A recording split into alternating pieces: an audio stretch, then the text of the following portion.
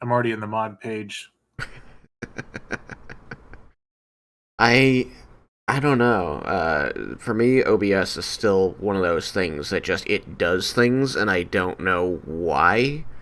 I started. You might have noticed that I started streaming Dead Space again, Mm-hmm. and I'd been hoping to pick up where I left off. Like I went back, I looked where I was on the last video. You know, I was around the cleaning the air and hydroponics. I was like, okay, and I loaded up the game. And no save files. Oh, okay, that's weird. I went and checked like my backup hard drive, which had a flash of a hard drive that had been failing. So I just saved everything onto into a duplicate hard drive and then tossed the bad one. So I went in there and that had a few save files. So I pulled those over, started exploring them. And they're all like second playthrough files. I'm like, I mean, that's possible. One of them is kind of right nearby there, but I didn't recognize enough of what was going on. So I finally just said, I'm just gonna start over. I'm just gonna start from the. It's not a long game, you know. It's like 10, 12 hours. That's it. All right, I'll just start over. And I had been in a chat with, in a voice chat with somebody at the time that I started playing it, and I was chatting with them, and I hadn't noticed that OBS had once again set my secondary audio to default audio device, which is nothing on my computer. Default audio device isn't a thing. I need it to be my headset. Yeah, yeah. And so I went through an entire, 40 minutes of gameplay or whatever, chatting with somebody who the stream couldn't hear. Ah, Got the game sounds, got me, couldn't hear the person I was talking to. I fixed always a that. learning curve. It just does that sometimes, because, that their voice, that's the same audio device that I record the podcast right now, and the RPG games on.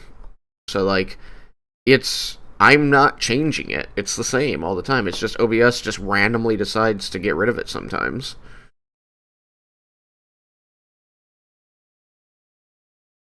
But it has been good to get back into Dead Space. It's I really like that game. It's old at this point, but I think overall it's aged pretty well.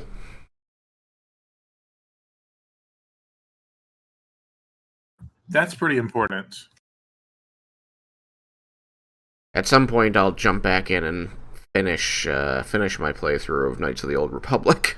I haven't been streaming that one though. You remember when I tried that? Vaguely. You did ask. See, my problem was you said somebody should play this, and my brain didn't connect the idea of playing it and streaming it. So I just started playing it. You're like, oh, good. I'm glad somebody's playing that. And I'm like, yeah. And I realized only weeks later, once I was deep into the game, that you meant to stream it. And I went, oh, well, now I'm too far. Eh, we do a lot of streaming.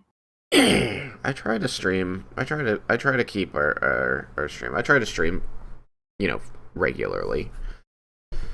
We do the splashy bow time after podcast. Me and Alex. Sometimes Malachi. Malachi showed up last time. That was a treat. Wait, is this an episode? What right now? Like it says 221, long time no talk, but then the slate doesn't say that. Oh, you're right. I got caught up in talking because you were like, we're gonna take it easy. Hang on. Well, we don't have to call it an Hang episode if we don't on. want to. Hold on. Wait. That's not it. There we go. Gotta find the right text box. Tease it. Tease it.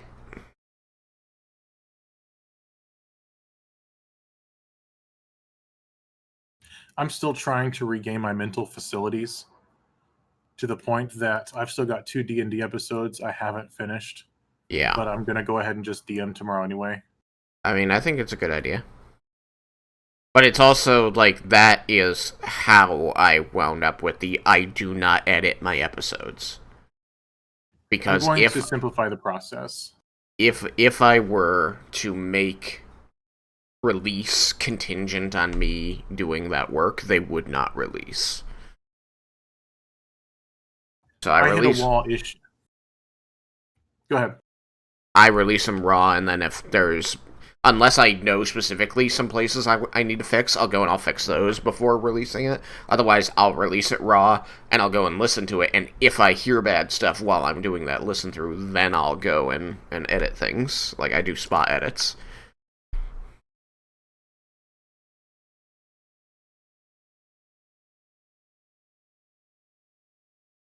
Sorry, I had to step away for a second, but I was listening.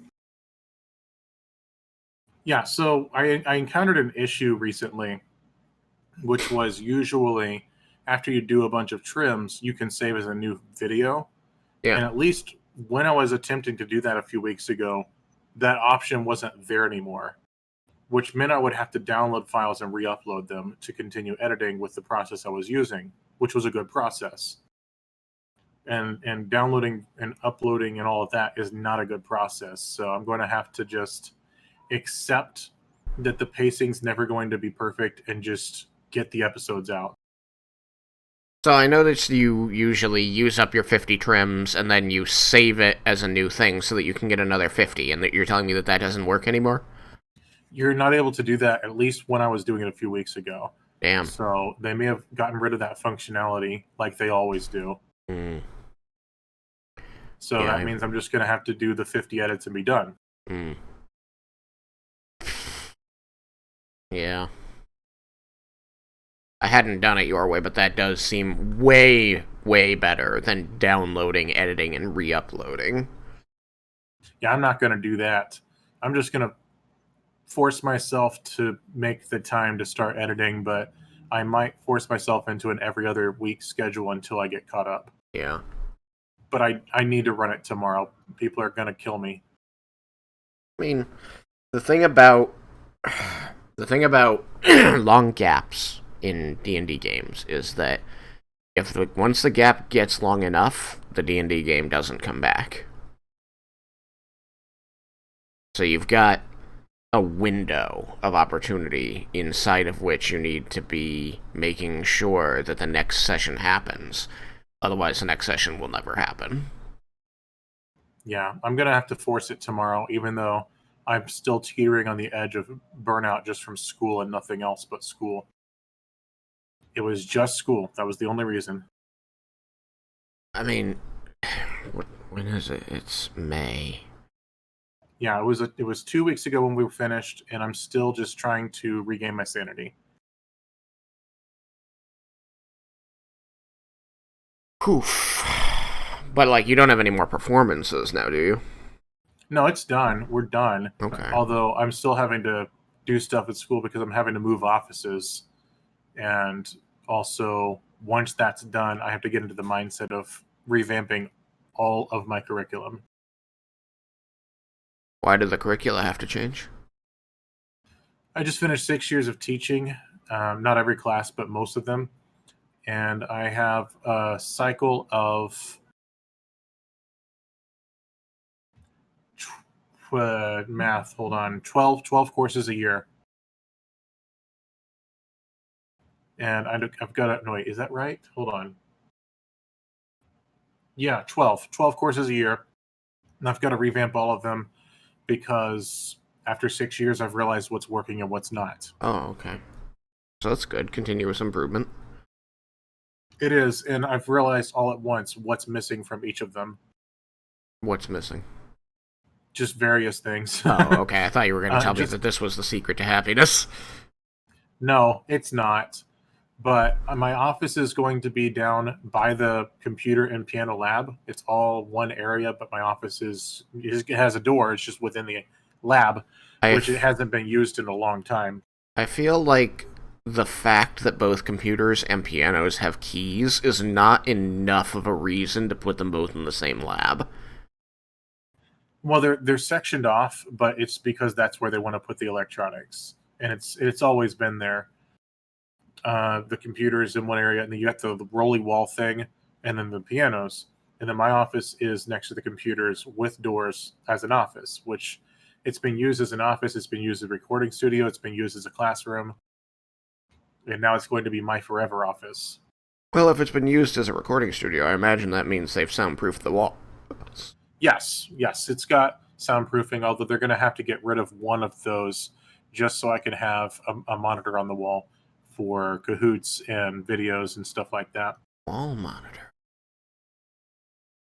Which there already is one. They got one for the piano lab when they got a new piano lab this past year, but I didn't know how I was supposed to use that for teaching piano. What does Cahoots I mean? knew in the abstract that it would be useful, but I never really had the time to think about what was I going to use that for. So I was upfront with the dean. I have not used it, and I said it is available to use in my office where I know I will use it.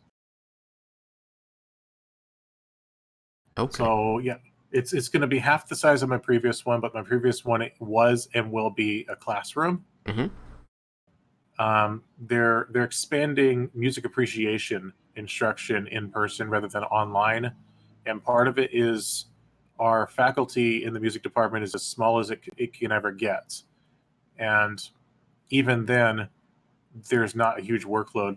Stuart, there's not a huge workload for pretty much everyone but me and the dean at the moment, just the way it is. So I have pretty much a full load plus, and then the dean with all the private lessons he does in the brass studio plus teaching upper level courses is way over, like double that. But that's only because lessons technically have an hour number on them. But the hour tends to be not representative in music. If you take a 2-hour course, you're probably in class 3 hours a week. So then you figure that in that I'm teaching a full load, and then the dean's also doing a bunch of lessons. It's crazy. But the other professors, there's choir, there's band, there's jazz and woodwinds, and there's voice. Those 4 professors are all going to be teaching a section of music appreciation in addition to teaching music history. Wow. I appreciate certain kinds of music. Music appreciation is really just a crash course in the history of European classical music. It's 3 to 4 semesters of material covered in 1 semester. At least that was the curriculum when I was teaching in music appreciation fresh out of graduate school. But anyway, they're trying to bring it all back into in-person simply to give things for these professors to do and also to get people into the building. If they can get them into the building, maybe they'll want to join band and choir and all of that stuff or take other electives. So my office being a very large space that I'm only barely using all of it, like a coffee bar in the center and a student like work desk that they can all sit at and that sort of thing. It makes sense to appropriate that as a classroom and put me in the next available space. And my outlook on most things is to approach it as if it had been my choice and then find how I can make it a good thing. So if I'm going to be down next to the computer lab and then also in the same space as the piano lab, how can I make that a good thing? Well, first off, I will use my office as a classroom because it has a dry erase board and I'll have a screen up there on the wall. Second, use the computers and pianos as part of the instruction no matter what course is actually going on, which the courses are music theory, sight singing ear training, and piano. Well, what if I use the pianos just for reinforcement of concepts? Like when I was starting the music theory videos last summer, I was using the piano as a physical plane to demonstrate on. Okay. So, we learned about major chords. Get your butts into the piano benches and let's play major chords real quick. You see that there's only a certain amount of them, and they all sort of have similar topography. And it's like there's generally only 2 colors, essentially, not black and white. I mean, just like combinations of colors, and then variations of them when you're talking about different types of chords. Darn, I thought I finally had you. I was like, yeah, I know this one. It's black and white. Right. Well, you got 4 groups of major triads, and it's all based off of color combinations, but 2 of them are just variations on others. White, black, so you got your white, white, black. Yeah, white, black, white, black, and then other. I'm gonna sneeze. Noise. Okay, nice. The other category is black, white, white, and white, black, and that's 1 of each. whereas all the other ones is 3 of each. But like that's abstract, you know. You wouldn't be able to play them just for me teaching you that. Right. So I've always taught to my detriment in the abstract. Now, with that said, I'm definitely in the top X percentile of music theory instruction in the country. Wow. Just in my own opinion, based off what students who transferred have told me about their programs. Oh. But I'm still just teaching in the abstract in a lot of different ways. There's many ways that I make them apply and prove that they've applied information. Mm-hmm. There's been a marked improvement in theoretical knowledge and the ability to look at say like a band score you're going to conduct. That's an entire course. The ability to look at the score and know what's going on. That's an application of it. That's called analysis. Yeah. But there's many topics I teach more in the abstract, which is I expect that they're going to take the time out of class to then apply that knowledge. But I'm going to utilize the fact that I'm down in the dungeon for the rest of my career at this university to my advantage and no longer teach in the abstract. You're going to put your hand on the piano and play it. You're going to sit at the computer and put the notes into the software. So you're also teaching composition then? In a way, yes. Composition works its way into the theory curriculum as often as it can. So it's usually like a little exercise. Like I can't really make an analogy for your field of study, but if we're learning about a specific chord or a specific way of using chords, and I mean like where the chord is in the scale, that's very, very important, then we're going to create a simple composition either as a class with your input as a class, or each individual working on it, trying and failing while I help you to create a composition that's very short within very specific parameters. We're talking just SATB, soprano, alto, tenor, bass, 4-part harmony.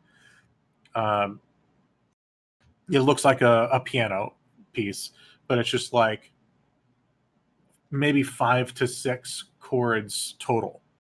And through the course of that, you've got your beginning, middle, and end. And somewhere in there, you're going to throw in the new chord that we learned. Okay. That's the sort of guided composition we tend to do. Now, as I revamp the curriculum and I focus less on concepts in the abstract, I might be able to create some room in the curriculum for more composition. But at the moment, I've always been teaching out of the textbook very well, but always to the detriment of students who don't take the time to solidify abstract concepts. So yeah, that's what's going on in my head, Tristan. It's all mush. It's all mush. I think I understand. It sounds like you're covering a lot of stuff, and I can relate just because I can relate to your feeling of just being at the end of the rope, because like even right now I'm suffering pretty badly from just brain mush, and I've got all this stuff I need to do, you know, to keep my job, and I'm having a lot of trouble doing it. Luckily, all the people that, you know, I work with are pretty understanding and very helpful. I'm just like sitting over here like I feel like I can't contribute. Yeah, I've spent a lot. So I had a lot of this year. I've talked about on the podcast before. It's a lot of anxiety, depression, and all of that, which I know is normal, but still worth mention. Mm-hmm. But at the same time, frustrations going on with the way that school was going, and then things bouncing around in my head like a Windows screensaver, trying to figure out how can I do this better. Yeah. And often what you'll find is what you're doing, whatever system you have, is working for 9 times out of 10 for whatever situation. Mm-hmm. And then you hit the situation where it's not working anymore. Then you realize the flaw in the system, and then you tweak it so that you don't hit that wall again. And it works better in those 9 out of 10 scenarios, but it most importantly works in that 10th one. Yeah. That's where I'm at. I'm glad that you have a solution. You can go through and you can change your curricula and everything works out. For me, the flaw in my system right now is me. I've hit a wall. There's been so much stress. So like my brain being mush means I've got no work ethic right now. Well, you've got your outlet with streaming, and hopefully that's helping. Yeah, it is. I think that part of the reason that I'm really hitting this wall right now is we're going on like 3 weeks of no Tuesday game and 3 weeks of no Sunday game. Or Thursday, apparently. Or, well, Thursday had already, like, we'd planned for that to be down, but, like, Sam moved, and, you know, it took a week and a half, during which lots of things were happening, so he couldn't play the game, because he was, you know, packing and signing documents and traveling to the new condo and all that. And so, like, that just has kept messing with our schedule. There was somebody had a medical emergency a couple of weeks ago, so that caused us to miss one. You know, and again, those are the kinds of things that we cancel for. Like these are more important than the game, but them all falling right in a row so that there's just no game for like a month has really taken away the one thing that kind of keeps me sane. That's been tough, you know, and then add to that, Sam's moving. I've been living in the apartment next door to his for 2 years now, a little more than 2 years. Wow. And you know, we spend a lot of time together. We order meals together. We chat. You know, I go play with the cat, all that kind of. You know, we spend a lot of time. And now he's moving to the other side of the town, literally, like rather long. I have to take 2 trains or, you know, an Uber for like 30 minutes to get there. Is he just trying to get closer to his work or something? No, I wanted to get out of an apartment and into a condo where he's actually building equity. Okay, yeah. And you're trying to do the same thing, right? I did try, but I don't have enough money. Right. Okay. Like, I just don't. I don't have the. He has been saving to do the. Like, he has been building savings for like 4 years, whereas I've only been able to do it for 2 so far. And his job pays him 50% more than my job pays me. Plus, he gets like stock options and stuff, which I don't have. So Dang. he's just got a lot more ability to do that than I do. So, like, good for him, but I'm stuck. And so that's another thing that's adding to my stress. You know, I lost my friend, you know, physically. He's not nearby anymore. And also, I just feel like I'm behind, you know, behind the 8 ball, behind the times here, because I can't make that kind of a change in my life, but I would like to. I can't build equity while I'm just paying thousands of dollars each month in rent, but I can't afford to get a place where I would be building equity. Yeah, I understand that.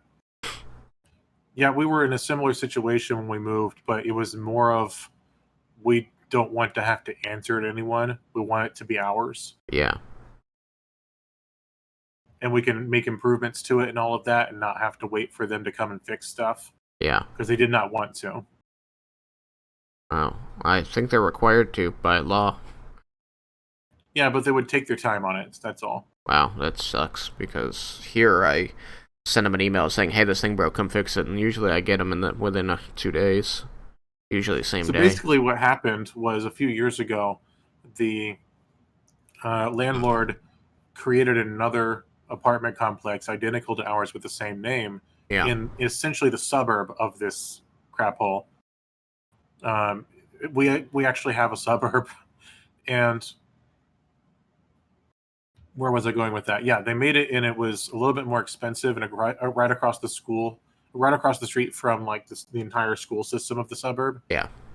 And they were like, if anyone wants to move there, we'll like waive the fee or whatever and all of that. But it was more expensive, so we didn't do it. But that marked when the person in the office was no longer reliably in her office and was usually just available by call. Yeah. And I don't know where she was spending her time, but it wasn't our apartment complex anymore. Hmm. She has an office there. She just stopped using it reliably after that. Fun. And that was actually years ago, like 3 years ago. So Gina would just leave them voicemails and say, hey, you got to fix this, and just have to keep pestering them. And the best part was we were about to move out and we had just gotten 2 new animals without telling them. We were like, screw it. So we got another cat and we got a dog, and we just didn't tell them because they were never there. Yeah. And we were going to get a house anyway. By the time we got the dog, we were already in the process of moving. Like I'd already packed stuff and things were all over the living room floor packed up. So she sees the lady who runs the office that's the liaison for I forget what she's called, but she's like the liaison. And she sees Gina with the dog. And she's like, oh, I've never seen her before. You'll have to fill out paperwork when you come by the office. And Gina totally did not do that. She was like, no, she was mentally like, no, screw you. I never see you. And suddenly, I exist because I have a dog. Well, yeah, because that means they get to charge you more. Oh, they think we're going to pay for them carpeting the entire apartment that we moved out of when they do that anyway. Do they do that anyway? Oh, yeah, they recarpet apartments when people move out. They just think we're going to pay for it, and we're not. Okay. They did. Yeah, we're done with them. I would be, but like I didn't. They all the apartments around here get rented as is. Yeah, well, they're weird. They also didn't let broadband run their cords. They're like, you can just use the companies that use the cell phone towers, and you know all about that. Yes. Yeah, the DukeNet that I had until finally, I was just like, why don't I just like not have internet and just use my phone for tethering? And suddenly I was able to start streaming D&D. Yeah. I'm glad that you don't need to do that anymore. Right, and I also replaced my Wi-Fi adapter, and it doesn't currently, knock on wood, disconnect randomly. Nice. Yeah, I transferred that over to one of the kids' computers, the bad one, because something happened to the older computer where its built-in card wasn't working anymore. Hmm. Remember those days, the little Wi-Fi adapters that looked like tiny video cards? That had an antenna sticking out the back of your computer? Mm-hmm. Okay. Yeah, I've seen them. I've never actually gotten to use them. Anytime I needed Wi-Fi on a desktop, I just went and dropped the $20 on a Wi-Fi adapter that went in the USB. Yeah, that's what I'm using right now, and the one that I grabbed is actually a USB antenna. It just sticks out the back of the computer and goes up, but there's 2 others that actually have a cord, and it's like a little Z shape, and you pull up a little flap on the top. That's what the kids are using. Interesting. I'm used to the ones where the thing itself is an antenna. It's just not usually very big. I've got one that just looks like a thumb drive from 2006. It's about the size of that. And then I have another which is slightly bigger than that. So here's a fun fact. I'm going to probably have to replace both the kids' computers soon. That's going to be super fun. And very cheap. Oh, yeah, of course. We still have some money tucked away. We just need to get a fence and a carport, and then we can do whatever we need to do. Maybe a hot water heater, maybe replace the back door. Like, there's an endless list, sure, but we're going to prioritize. And on that list has now gone computers. Carport the reason for that, more than $100 or so, right? Yeah, especially during COVID. So one of the reasons is, so Sarah's been playing on the laptop that I bought for graduate school. Yeah. And at some point, the screen on that broke, and I know exactly why it did, and it was not me. So I took it apart and pulled the screen off, and she just uses a small monitor that's exactly the same resolution as the screen had been. Okay. But the problem is, a long time ago, just from dropping it, the battery was unreliable. Sometimes you would just have to have it plugged in for it to work, Sure. and sometimes the battery would work. I mean, those things So I was have a like, shelf life. At some point, they just stop, and you need a new battery. I don't think it was the battery itself; it was the connection that was the Okay. problem. So randomly, and I keep it plugged in, but randomly it just turns off. And poor 7-year-old Sarah gets so frustrated. She's in the middle of doing something in Minecraft, and suddenly the computer turns off. Yeah. The first few times it happened, I'm like, you can't just freak out whenever something bad happens with electricity, with electronics. But after the third, fourth time it happened, I thought, oh, this is a problem. She's justifiable being upset. So I would let her use Michael's computer because he was grounded for a while because he wouldn't clean his room. Oh no, Because we moved Michael. in and his room was a pigsty until just recently. Wow. Whereas I had helped Sarah out a little bit and she took care of the rest. But he finally got it done. Anyway, so his computer, however, I'm probably gonna have to like reinstall Windows on because it's booting up and just doing the one little line in the corner. Ah, yes. But I'm gonna see if I can pull. It's an SSD and it's on a bench. It's not an actual tower. I'm thinking about disconnecting the SSD and hooking it up to my computer, using it as a backup hard drive to get important files off of it rather than as a boot disk, Yep. and then reinstall Windows onto it. Yeah, I mean, you should be able to plug it in as a secondary hard drive and transfer data from it. Yeah. And I'm smart. I'm big brain for thinking of that because I'm not a computer person. Yes, I mean, that okay, is a good so idea. If there are important files on it, you should definitely get them by that method. I did learn a lot from both you and Josh, so there was that. But yeah, like from him helping me, making me help him put together my new computer. Um, so I've got to do that, but also in the back of my mind, I'm like, that computer is only working because it's got an SSD and a video card I bought so that I could actually play WildStar. Before that, I lagged so bad, I got yelled at in raids for not getting out of things that I didn't see yet. But like it was one of those. It was in SWTOR. The window to see there's a circle under you was minuscule before you got hit, and my frame rate was such that I didn't know. When WildStar came out, it was not like World of Warcraft where you could play it on a potato. Yeah. It was made to have polygons everywhere. Yep. So I upgraded my graphics card.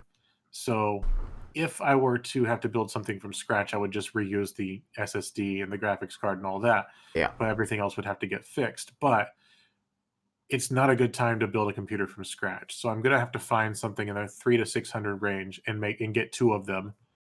But my reasoning, Tristan, is Yeah. they're not getting any younger. No. They're just going to get older. Yep. So the one I get Michael will work for him until he can get his own or goes to college and can get his own. Mm-hmm. The one I get for Sarah will last the 10 years until she needs to go to college unless she wants to get her own. I might as well just do it now. Yeah, it's true. 10 years is a lot to expect out of a computer, though. It is. The ones they have lasted 10.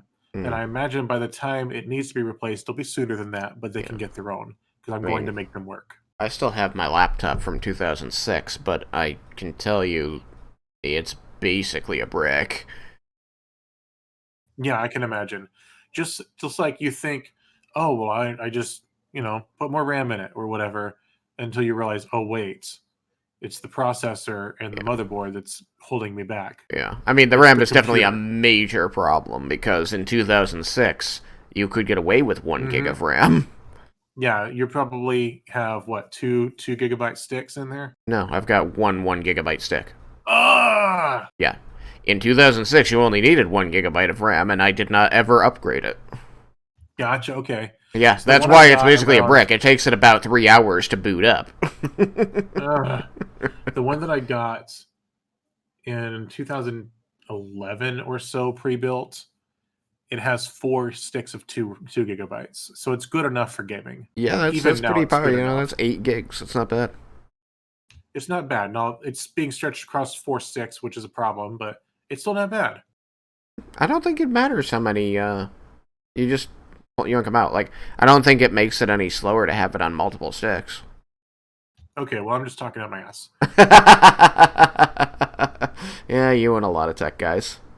Right. Well, I'm not a tech guy. I do know, though, when I first built this new one, before I caved and got 2 more RAM sticks because it was pretty, and also I thought 32 was a nice number. 32 is a nice number. It is. I can render stuff while doing stuff. It's Oh, nice. ho, ho, ho.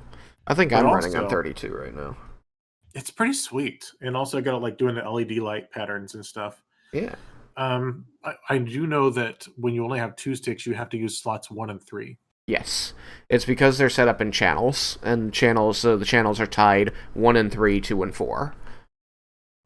You know, coincidentally, that's how you score for French horns in traditional orchestra music. I mean, that could even be related to the reason that they did it that way.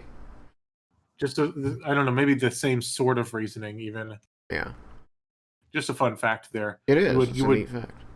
You would put 1 and 3 on the same line. It was interesting. Yeah. Generally, I was under the impression that you want to populate the first slot of 2 before you populate the second slot of 1. But I don't know. RAM has always been a bit of a hazy subject for me. I know what good numbers are. I know that there are 2 channels and that they're 1 and 3, 2 and 4. But outside of that, it's just, yeah, RAM good. Yeah, right. And I just was like, I can afford this, and I got 2 more RAM sticks, and they're there just in case I need to pull them out and put them in another computer. Yeah, I'm still a little bit mad at myself just because I spent, like, what was it, a year and a half or something dealing with a computer that crashed on a daily basis. You might even remember those frustrating days of my life because I couldn't reliably stream or record. A year and a half. Yeah. It doesn't seem so long till you say that. Yeah. I spent a long time just dealing with it, and looking up, trying to figure out what was going on, narrowing it down, and like on day 1, I was like, well, it could be the RAM. And I go, no, that's good RAM. I did the mem check. It passed mem check. Can't be the RAM. And I just kept circling back to RAM over and over. Like every couple months, I would run out of other things. And be like, well, maybe it's the RAM. And finally, I said the only thing left is the RAM, so it has to be the RAM. But I had just put down money for this apartment. I had just signed all the papers, and I had only just gotten the offer of this job. So I had nothing, and I could not risk, losing the job and then losing the apartment. So I wasn't making any luxury purchases at the time. And new RAM sticks was a luxury purchase. But now that once I finally said, okay, new job's stable, apartment's stable, savings growing, I can go buy these RAM sticks. I think I'm going on 2 years of just smooth sailing, not a single crash. That's crazy. It was just the stupid we don't RAM. like it. It was just the stupid RAM. All of the headache, all of that heartache, all of that frustration because maybe 1 of the 4 sticks was bad. That's so stupid. But there's no way of reliably, for me as a base user, there's no way of reliably knowing which of the 4 sticks was bad without just plugging 2 of them in at a time and seeing if it crashed, and that would narrow it down to which, set of 2 it was. But yeah. That's all kinds of fun. Nah. It's the bad kinds of fun. Yeah, the bad kind. Yeah. But hey, now working computer. For you, like I said, 10 years is a lot to expect out of a computer, but they both need their own, don't they? Yeah, they'd be playing together. They do a lot of Minecraft together. Gotcha. So I need to just do it and set them up in little stations alongside each other in the living room and stop jury-rigging, duct taping setups for them. It's time to invest. Yeah. Yeah, definitely come at a bad time, especially just because, who knows? I did hear that China's currently trying to crash the crypto market, and by that I don't mean join it, I mean destroy it, and I'm so happy about that. That if they're successful, then you'll finally be able to get graphics cards again, because right now you can't. Oh, right. I get you. Yeah, that's the real So, fun problem. fact. Fun fact. Earlier this year, I put $40 into Dogecoin just because I was bored and thought it was funny. Yeah, If I was only doing it for the money, I would have cashed out at 400. not bad. 10x. Yeah, I'm currently at 200, and I'm just holding on to it because the whole experience has been hilarious to me. Mm. I know it's probably going to go lower than that. I just don't care. uh, I think that I am hopeful that crypto crashes out and just dies. I'm very hopeful, but It seems like such a weird concept to me, yeah, just in the abstract, the idea of it, which is this intangible thing that creates value out of nowhere. yeah. Well, Like people want to say, it's a currency. So mhm, it's not creating value, it's just more valuable than the dollar. mhm. But that's not really what it is. It's just it's an intangible thing that you obtain and then it creates value. So two myths about that to bust. One, it doesn't create value out of nowhere. It definitely derives its value from a very tangible thing, and that's my problem with crypto. Is that people want to believe, it's just valuable intrinsically. It's not. The other myth that you need to bust is that nothing is intrinsically valuable. Anything is as valuable as what someone is willing to pay for it. That's where value comes from. That's the Well, reality. I get the value of crypto comes from supply and demand, but I'm Mm, saying as just a mm, regular Joe Blow, yeah, you could buy a cryptocurrency yeah, and sit on it, yeah, and then it goes up, and yeah, then you sell it, and you've gained value. yeah. So, And you didn't do anything. You just yeah, bought it. it's why I hate the stock market, because it's all BS. Um, Here's the problem with crypto, though, because I'm not going to get into the problem with the rest of the capitalistic economic system, which there are Late stage so capitalism. many. You know what happens after late stage capitalism? Your empire, the US, collapses and everyone dies because they kill each other. So let's hope we don't get to that part. We need a Let's at least segue. hope that the Visigoths set up a puppet leadership for a while, and it dies down slowly enough that no one really notices the day that it happens. You know, that would probably be the ideal at this point, the best you could hope for. The problem with crypto is that a not insignificant portion of the crypto that's out there is deriving its value from a process known as proof of work, so that it just gains value. It doesn't just gain value, it gains value because there are computers performing computations. To put this in as basic terms as I can, there are computers, they perform computations that gives value to the cryptocurrency, specifically Bitcoin, and anything else that uses proof of work. But the big one that uses proof of work is Bitcoin. The problem is that it becomes harder and harder. In other words, you have to do more and more computations to continue to add the same amount of value to the currency. And the only way to do more work is to use more computers.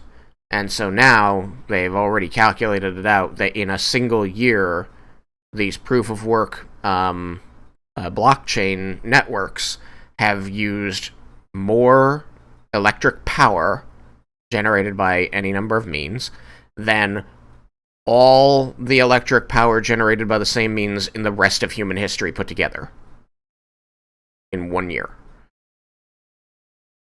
Wait, hold on. Let's see if I can process what you just said. Are you Sure. talking about how cryptocurrency always wants to return to zero?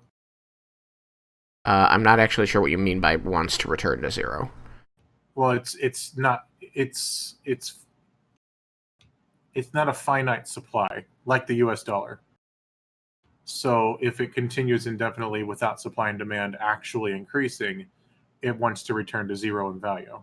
I Like that's the problem suppose. with Dogecoin. Uh huh. I suppose the what I'm saying is that in order to generate, there is a finite supply of these bitcoins. The only way to get more than what is already out there is to mine them. The mining occurs. The mining is a term, a blanket term that refers to performing computations. So if you perform computations, you mine. If you mine, more coins. And this increases the value of the existing coins because scarcity. Because you have to perform, when there was no bitcoins, it was one computation, one coin. When there were two bitcoins, it was two computations, one coin. And now it's millions of computations to get one coin. Is that track? Sort of. I don't really have the brain power to process a lot of it, but it makes sense, yeah. The only point I'm trying to make is that because of the way the system works, you need more computers doing more computations in order to create more bitcoins.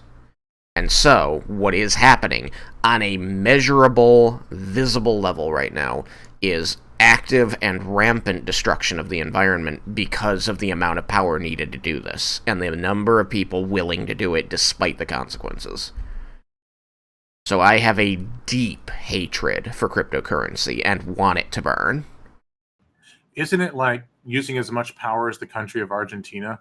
It's using as much power as the entirety of human history right now. It's pretty bonkers. And it's just the idea of, well, I'm just leaving a computer on. No, that's why you don't. That's why you tell your kids turn off the light when you're not using it. And people are willingly just leaving the computer on to do complex computations 24/7. And getting more computers to do more complex. Like there's each of these people has now got 2 computers, 3 computers, 10 computers. There's broad, vast networks. They're using the computers that are in, corporate buildings that are going to be on anyway, but it's not drawing zero power. If your computer was idling, it would be using, 1 power, but while it's doing these computations, it's using 3 power,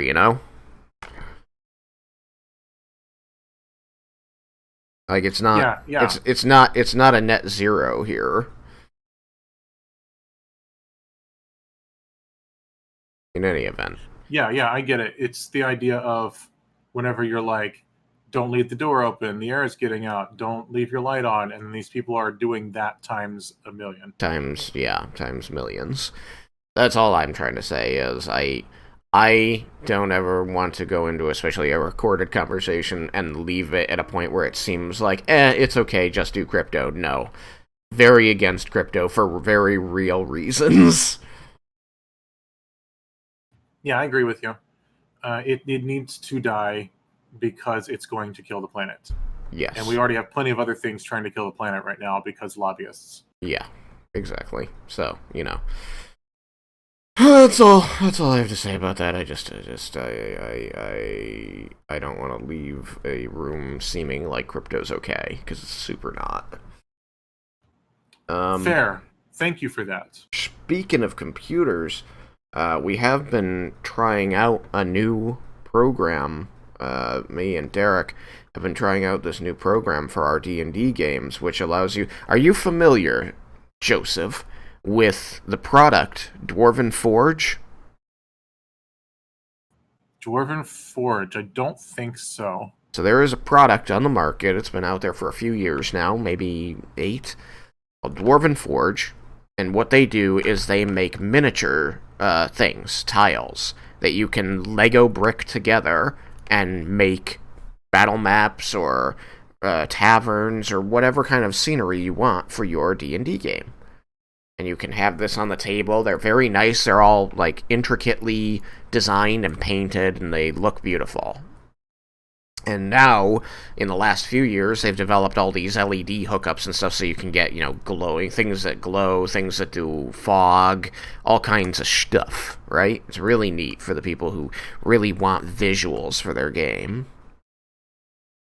Yeah, and visuals, depending on your game, are very important. Mm-hmm.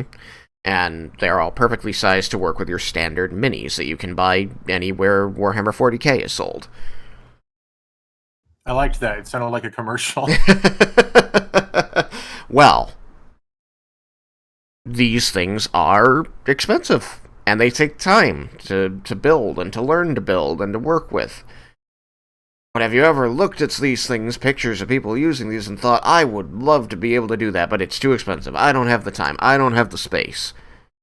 Well, I have. Said all of those things. But I thought you were like, well, I have good news. Oh, I do have good news. I just wanted to relate myself to it first. Self-center it. It's about me now. I have good news for you, and mostly for me.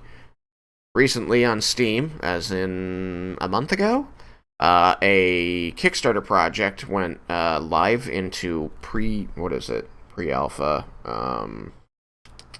early access. That's the word. Early access. It's a program called Tailspire, and it's basically Digital Dwarven Forge. You have a library of different sets, pieces, ground tiles, wall tiles, doors, windows, roofs, rocks, trees, animals, all kinds of stuff, and you can build your 3D environments, and then your friends can jump in and you can drop pieces down and play within it, just like a Minecraft. Goodness, that's awesome. I thought so. Where do I sign up, Tristan? You can sign up on Steam, Joseph, or also go to their website. But mostly Steam. Okay, drop that link. Steam link. I guess just whatever it's called. Tailspire. Type it. I'm doing the thing. Tailspire. Yeah, that's it. Tailspire. I'm going to do it. Tailspire. In all caps, too. That way it's easier to see. Tailspire. Now I'm going to do it with spaces. Tailspire. I said it Bill Nye, the science guy. Sorry, it took me longer to type than I thought it would. After having to delete things. There. Tailspire. Tailspire, give me free stuff. I did use Hero Forge to make a character model one time. Nice. I have spent the last 2 days making a bunch of characters on Hero Forge, actually. No, not that. Actually, Enchilada, that's the one. No, that's not Enchilada. This is Enchilada. Why are you showing Triz legs? Because I wanted to scar everyone. Boom. Here's one of my Hero Forge tokens. And I fixed it. This is one of the Hero Forge tokens I made over the last 2 days. I made, 17 Hero Forge tokens recently. Because I went through... Because I realized Tailspire may be able to use these Hero Forge tokens. Currently, there isn't an official way to do it. There might be an unofficial way to do it. I'm not allowed to talk about that. But hopefully they will integrate Hero Forge tokens into Tailspire, because they do use the right... what's the word? Engine. They do use the right engine for it. So they are compatible. And then you can design your character. Right now you've got, 50 different tokens to choose from total across all categories. So it's a little limited, and you don't get to be, your custom character. But I started making all the NPCs from Everybody Loves Raiken into tokens. Unfortunately, there are 172 named NPCs, so that's going to take me a while. I went through... All my names are in my head, or in the videos that we've done. I have a notebook where I keep a list of where they are, what their name is, and what their relationship to the party is, like what was going on with them at the time that they got met. So I have this big list of NPCs. I just have it written down on one of my notepad pages. So last night I was showing people some of these Hero Forge models I'd done. Like, here's this NPC, here's this NPC, here's that NPC. And they're like, yeah, there are a lot, aren't there? I said, yeah, there's at least 100. And I got curious as to how many there actually were. So I went and I made a Google spreadsheet and typed out all the names into individual slots, and then used the count command, and it's 172 currently. It's a lot of NPCs. Yeah, I'm wrong. That's a lot. I'm wrong, though. I do have a place where I keep it. It's just the presentation, the Google slide that I use for our games, where in each town it shows a list of known NPCs. Yeah. Still not 172 yet. No, but we've only been through like 3 towns.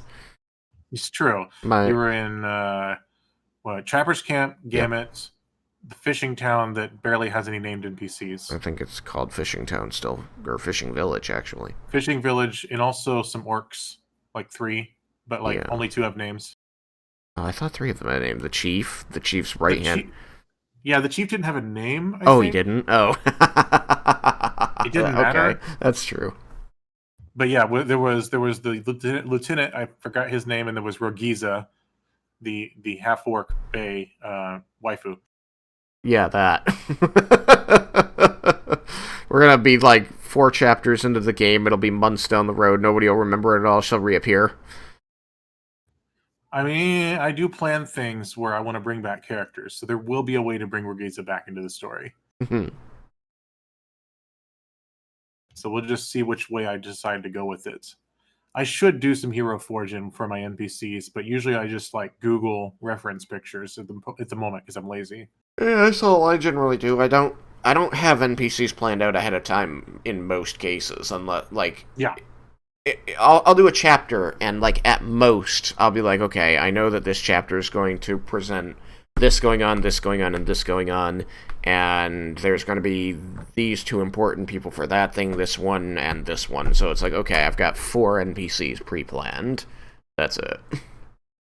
I will say that when that sort of thing happens, where I'm like, oh shoot, I need another slide for something, I always have another browser open that has the same exact slide presentation. Yep. Where I can edit stuff without changing what's on the screen. Yeah. And then I'll go, by the way, look. And then boom, there's Rogiza. Yeah, that's a good way to do it. Since that's how you're doing it. Like the way you're doing it, that's a good way to do it. Yeah, with the system that exists. Yeah, it would suck to be editing on the thing that you were presenting. Yeah, like it would be a good last resort, but not my preference. Yeah. That seems pretty good.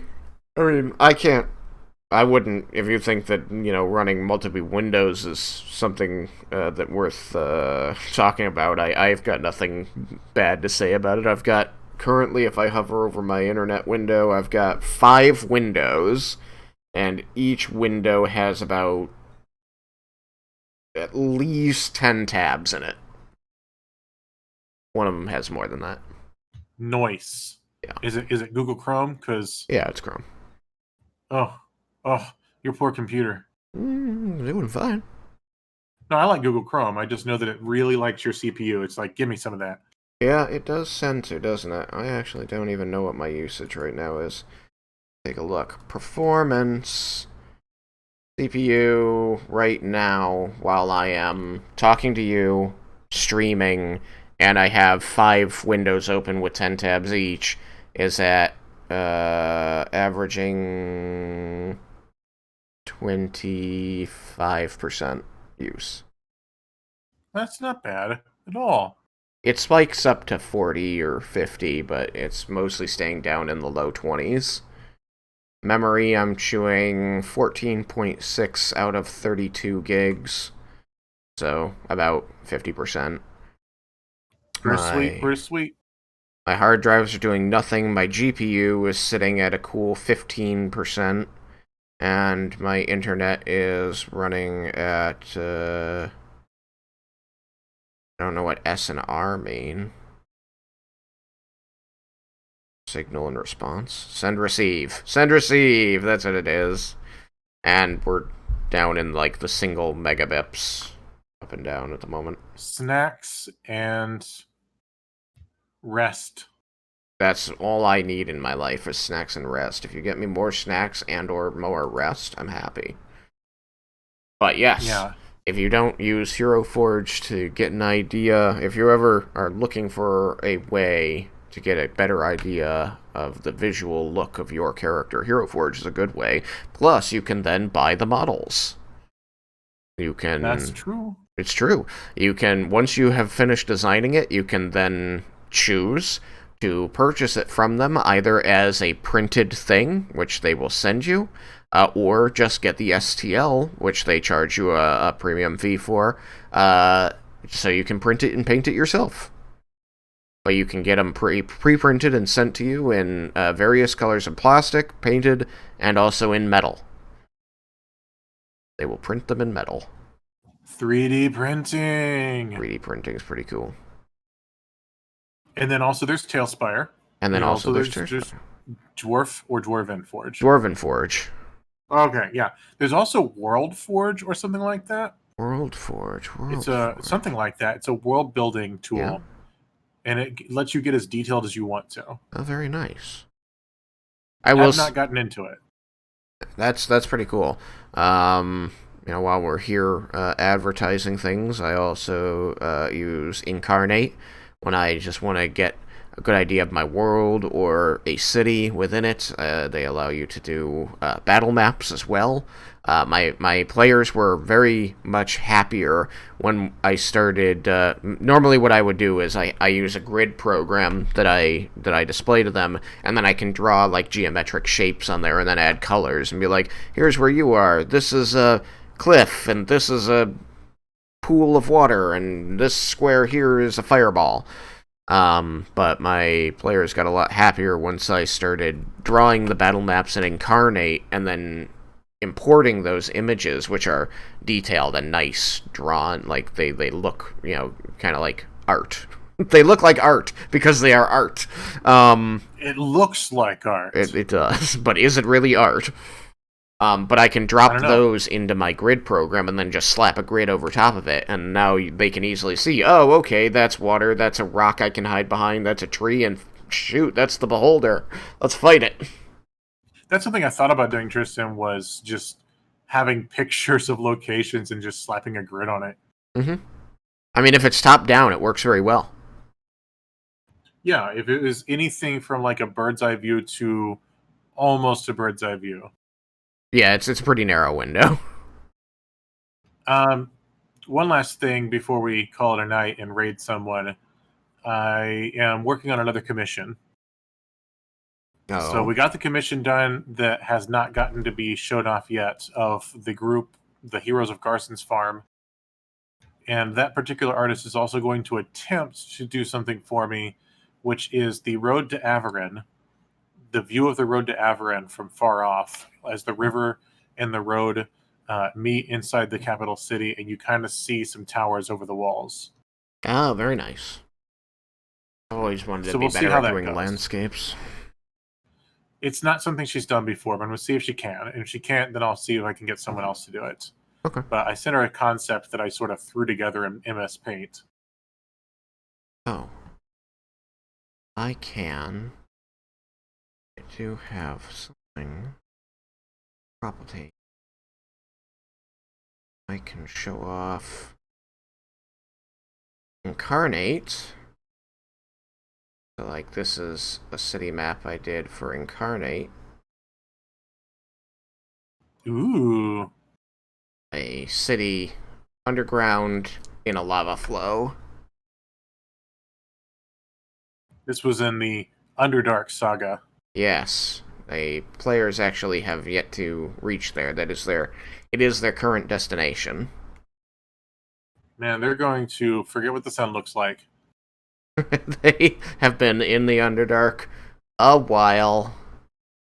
But I've also used it, for things like my friend Sam came over and jumped on to design his magnificent mansion that his wizard can now create.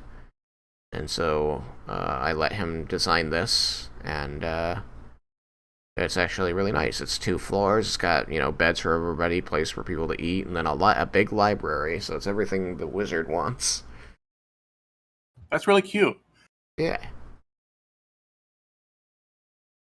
A couple of my players and I actually went through on Tailspire the other day and built that magnificent mansion in Tailspire. And both of them were saying, wow, it looks almost just like the drawing, so this is pretty cool.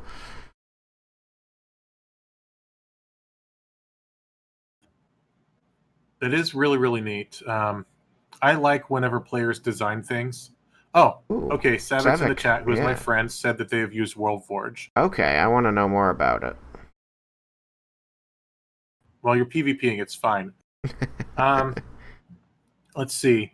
What was I going to say? Oh, so I did a campaign a while ago, and it was based off of the steampunk RPG rule system because I had met the creator of it at um, Comic Con Austin, and I bought it and we talked for a while, and then I wanted to run a game in it. It was not.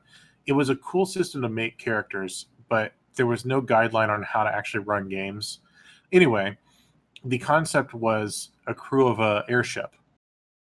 All right. So I had the first two players in the campaign start an adventure that resulted in them joining the crew of the airship, and then everyone who joined the campaign since then were recruits to join the crew.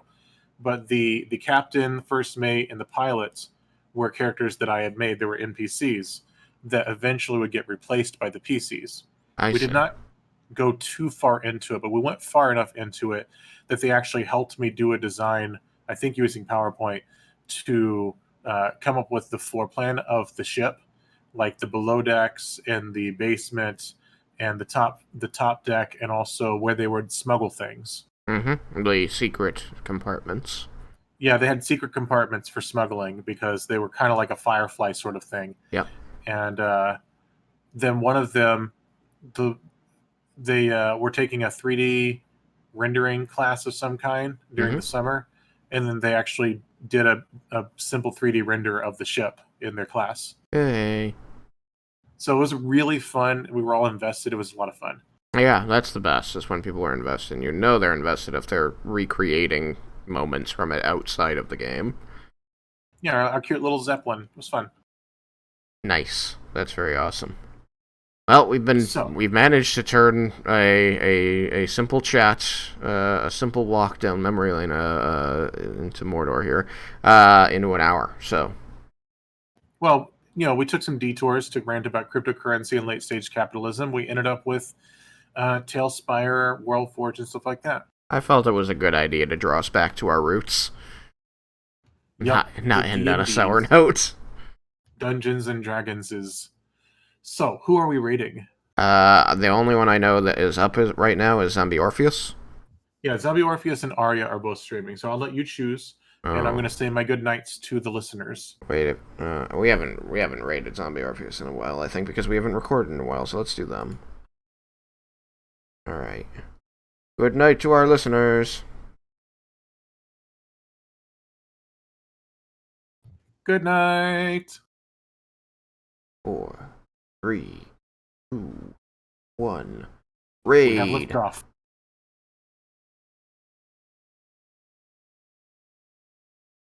Okay, I should be able to end stream now.